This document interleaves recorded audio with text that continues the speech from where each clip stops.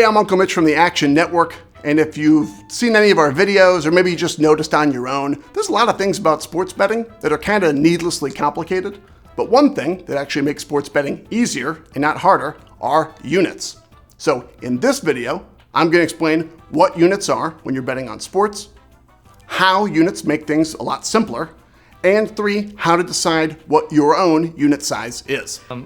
The term unit comes from the widely accepted and widely used bankroll management system called flat betting. Flat betting means you are betting the same amount of money on basically every wager you make. And that amount of money is called a unit. And that's why Action Network experts, or really handicappers in general, they attach a unit number to every wager they make. Regardless of your income level or your appetite for risk, the amount of money you're wagering is really entirely your business, so units is just an easy substitute. Now, 1 unit is for regular, everyday bets. Going under 1 unit is for bets that you are less sure about, and multiple units are for instances that are pretty rare, where you are so confident you want to bet the same bet 2 or 3 times. For example, here's some bets I'm considering. The Buccaneers minus 6.5 versus the Cowboys, that's a unit. The Seahawks plus 2.5 versus the Colts, that's a unit. The Eagles money line over the Falcons, that's a half unit. And then finally, the Bills money line against the Steelers, that's 2.5 units. Now, if you saw me post those picks, you'd know how much I liked each of those bets based on the amount of units I attached to each one. So if you track my bets and you've already calculated what a unit is for you, you would be betting $10 on the Buccaneers, $10 on the Seahawks, $5 on the Eagles money line, and $25 on the Bills money line. Again, you're just attaching the $10 for the 1 unit bets. This flat betting approach ensures that you're betting the same amount on every bet, and you don't get too excited and then start changing your unit sizes, and then you've lost your whole bank account.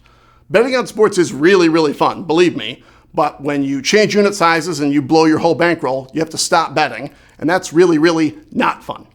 Sports bettors are all about consistency over wild, impulsive wagers. $30,000 might be how much you make in a year, or it might be how much a high roller like Floyd Mayweather's putting on an NFL game.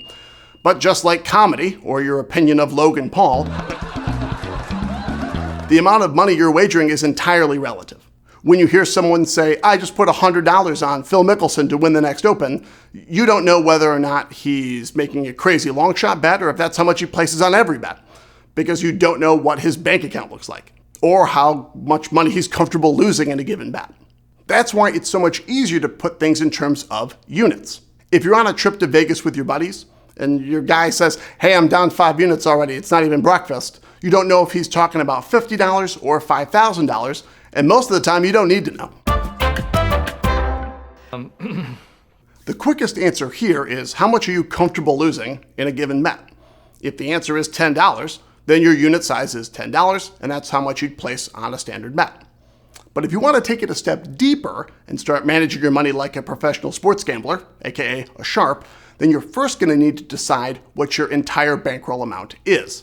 Your bankroll is the amount of money you're comfortable losing over the course of an entire season, or week, or month, or whatever you decide. Once you figure out what your total bankroll is, you want to calculate 1% of it. So if your bankroll is $1,000 over an NFL season, 1% is $10.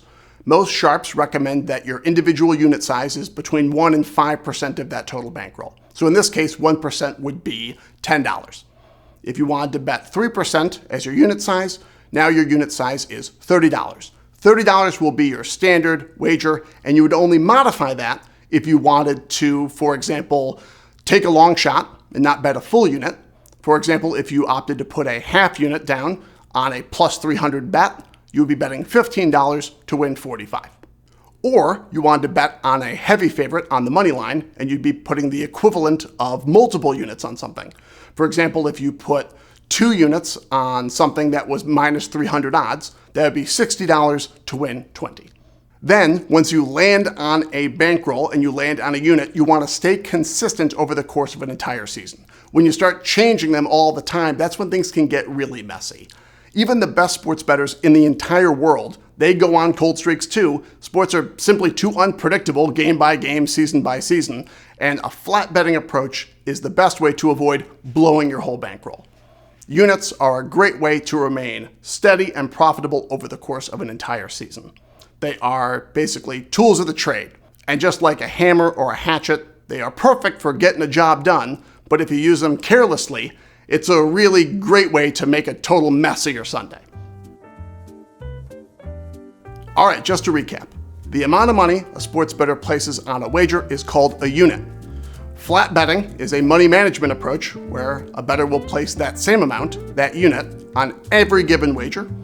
And using units instead of dollars simplifies bankroll management and conversation between handicappers because amounts of money are relative, and you can easily figure out what a unit should represent for you by just calculating what 1 to 5% of your total bankroll is.